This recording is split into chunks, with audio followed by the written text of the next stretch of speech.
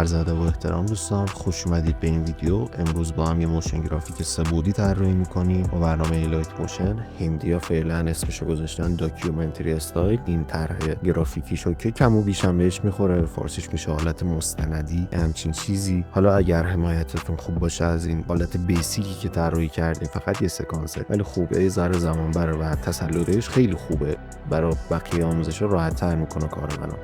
که اول اینو دیده باشید، حالت بیسیک سابودیه رو در آورده باشید، بیا آموزش‌های بعدی یه ذره سخت‌ترش میکنیم و توی این اشکال هی رد میشیم و دوباره در میایم که حرفه‌ای بشیم.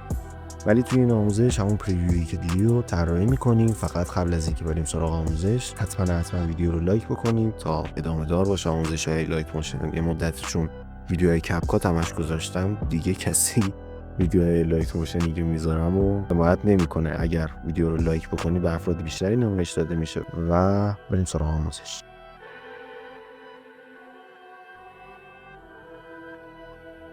خب رفقا، اول از همه باید اون بخش متن و فلش و اون تکستمون رو طراحی بکنیم. اینا رو جدا از هم طراحی میکنیم، بعد روی پروژه با یه نال آبجکت همشون بینشون جابجا میشیم. حالا مراحلش رو طی میکنیم. من الان این متن اولم رو یه جوری حرکتش بدم. من هر آبجکتی که میخوام الان استفاده بکنم و باید حرکتیش بکنم. مثلا با افکت تکست ترانسفورم کار میکنم، بتونم دونه دونه این حروف الفبا رو جابجا بکنم. ببینید من الان این تکست ترانسفورمم رو پر کردن اریزو بتونم کاملش بکنم که جوری تنظیم میکنم که از سمت چپ ریخته بشه روی سمت راست با استفاده از این تب آفست. بعد یه فریم هم باید اضافه بکنم توی قسمت آلفا. وقتی ریخته میشه سمت راست، یه فید او داشته باشه که نمایان باشه.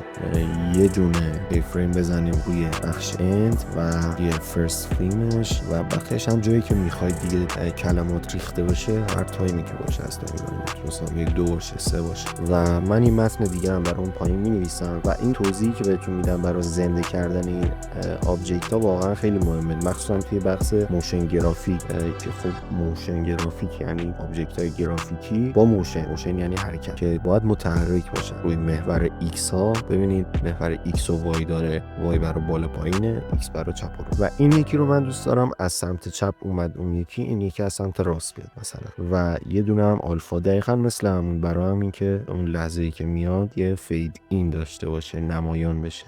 و برای اینکه ریخته بشه متن، بعد از اینکه تنظیم کردیم متنمون رو، با استفاده از تب استارت کی فریم اونجایی که می‌خوایم بریزه متنمون میبریمش تا عددی که تکمیل بشه. حالا بعضی مواقع 80، بعضی مواقع 100. این یکی رو هم من نمیتونم هیچ وقت اینو بزرگ بکنم بذارمشون بالا. زبان طراحی داره به من میگه اون جایی که خالیه و کوچیکه، با استفاده از اینکه این متن تو طولانی ترین متن بین این سه تا، بذارشون پایین که قشنگتر در میاد. ببینید یه حرکتی بهش میدیم ولی چون میخوایم تکراری نباشه، این یکی رو موون ترانسفورم میدیم. بعد از اینکه از پایین آوردیمش به بالا، یه میشن بلور هم بهش میدیم، افکت میشن بلور، که این تحرکشو با یه بلر بهش بده که اینجوری بالتر. برای اینکه فقط متن خالی نباشه اینا، چون من قراره یه بک‌گراندم داشته باشم و دوست دارم این متن یه ذره برجسته‌تر از سطح بک‌گراند من باشه، یه چیزی میخوام اضافه بکنم به اون تهنه که کلشو بندازم زیر این اشکال.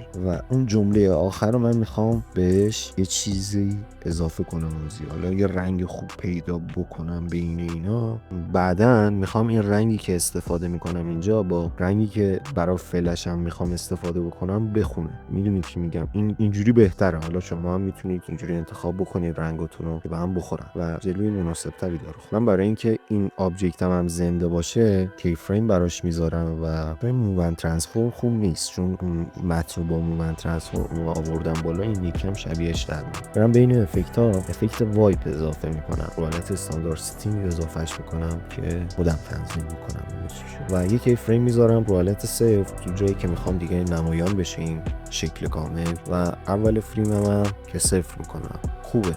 دقیقاً بعد از اینکه این متن کشیده میشه، من باید آبجکت بعدیمو شروع بکنم. یه انیمیشنتون تموم میشه از این متن یا آبجکت بعدیتون رو ران بکنید. ببینید این فلش رو من با دراین اند ایج کارو در میارم. آپشنی که بین همین گزینه شیپ و اینا هست. 2 نقطه تعیین میکنید باش. 2 نقطه رو با استفاده از یه شیبی این پایین ببینید من کجا رو میزنم لمس میکنم. میتونید 2 نقطه رو شیب بهش بدید و این شکل رو ازش در بیارید. بعد این شکل رو که خالی بکنید اون خطی که اون بالا هست میشه حاشیه شما. بعد حاشیه رو ما پر میکنیم. با این قسمت میتونید حواشی هر شیپی رو پر بکنید تو الهی. من کی فریم تموم شدم و 8 میذارم. هر چقدر شما کلوفتر دوست دارید میتونید این حاشیه رو بیشتر بکنید. برای اینکه فلش بشه و فقط خط نباشه آپشن اند بینشون فلش رو انتخاب بکنید و همونطور که میبینید با استفاده از این کی فریمی که دادیم داره کم کم این حاشیه درش ایجاد میشه. ببینید الان من فلش هم داره بزرگ میشه، هم این خط داره کشیده میشه و میتونید با استفاده از اون 2 نقطه‌ای که اون اول تعیین کردید جهت پایان و شروع فلشتون هم دیگه جابجا بکنید. هر جایی که خودتون حال میکنید این فلشتون رو قرار. و الان من متنم دیگه اوکی و باید بریم سراغ ساختن اون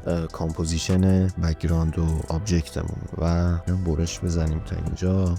ببینید بچه ها، من الان این متنمو میخوام یه گروپ جدا بکنم که راحت بتونم جابجاش بکنم و سرعتشو کم و زیاد بکنم. میتونم همون بخش مربعی سمت چپ رو بردارم، یا من میخوام چون متن از اون طرف سمت راستم ریخته میشن من میخوام سمت راستم داشته باشم. برای همین مستطیلش میکنم و یه گروپ میگیرم که این متنمو جدا روی یه لیر داشته باشم که بتونم راحت جابجاش بکنم.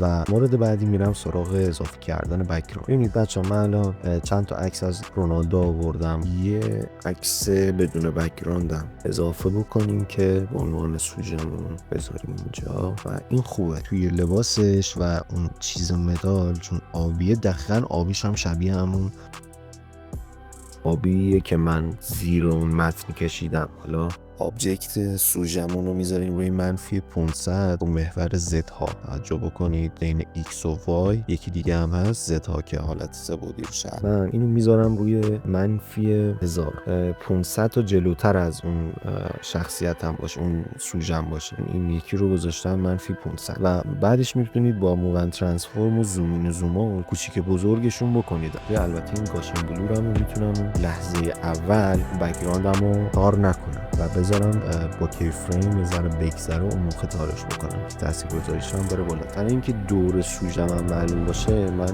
یه افکت با اضافه بکنم که من میخوام همین حاشیه هم انیمیشن داشته باشه و با کی فریم بیاد داخل. برای همین آپشن ویتش رو یه کی فریم میذارم اون آخر، یه کی فریم میخوام از جایی که شروع بشه به پر شدن. ببینید اون فلشه که میاد میرسه با آبجکت این حاشیه پر میشه. همون قانونه بهتون گفتم که این انیمیشن رو پشت سر هم باید ران بشن. یه افکت دیگه هم میتونیم استفاده بکنیم برای در آوردن کار. به بک‌گراند من اول اضافه میکنم افکت سچوریشن. بعد از اینکه این فلش شروع میکنه به کشیده شدن، یا همزمان با یکی از اون آپشنایی که دارید توی ادیتتون شروع میکنید به سیاه‌سفید کردن بک‌گراندتون. میتونید سوژه رو سیاه‌سفید بکنید لحظه آخر آبجکت آماده است. الان با استفاده از اضافه کردن یه نال آبجکت شروع میکنیم به سه‌بعدی کردنشون، تحرک بینش. این نال آبجکتمو من میکشم تا آخر پروژه‌ام و دونه دونه من از این بالا میزنم و لینک میکنم این لیرامو، این سوژه رو، متن و همه رو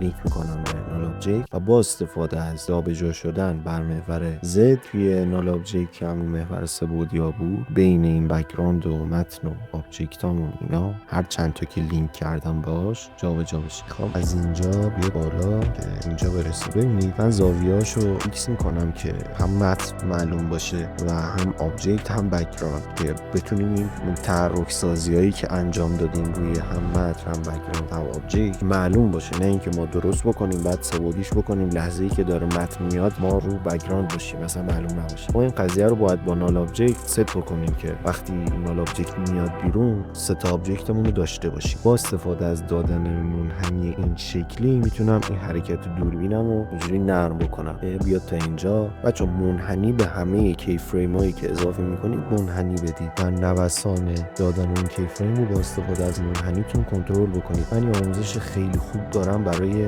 آشنایی با منحنیات توی لایت موشن. اگر نمیدونید این منحنیات چی ان یا کامل نفهمیدید قضیه چیه، این بالا میاد کاردش. این آبجکتامون وقتی با زاویه دوربین تکون میخوریم تار بشن و قوی‌تر باشه، چون وقتی تکون میخورن این آبجکتا با تار باشن.